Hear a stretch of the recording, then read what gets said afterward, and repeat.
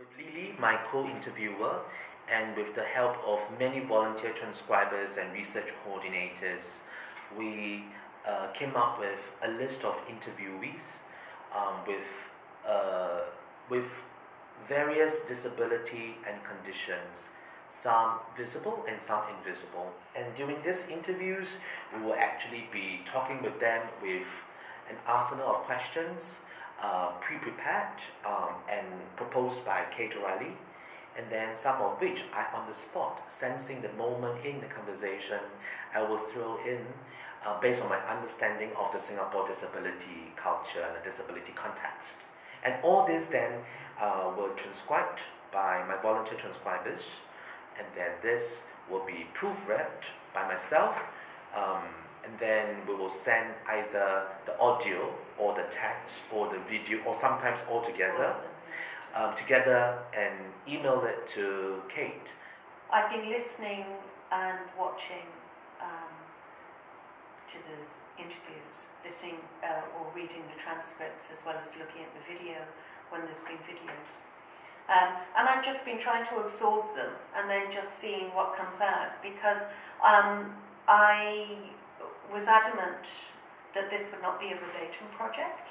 It's important for me on the various levels that it's fictional. One, because I believe that people's stories belong to them, and if it's going to be something by Kaite, as opposed to edited or dramaturged by Kaite, I won't use people's stories. It's got to be fictional. It's got to be work from me if it's got my name to it.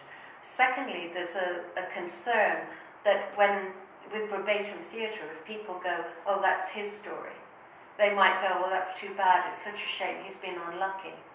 Whereas if you're writing about something that's from a collective experience of maybe, 5, 10, 15 people who are still acknowledging the same kind of prejudice and difficulties or negative attitudes, society can't let itself off the hook. So I take the stimulus and let it cook for a while, and then we see what comes out. And I've been deliberately trying to write in very different forms, and different voices and different aesthetics. I have not taken any of the stories of any of the interviews, but I have been inspired by some of the things they've said, and I've created stories. Some of them are comedy, some of them are UK-based, some of them are based in Singapore, some of them are collective choral monologues.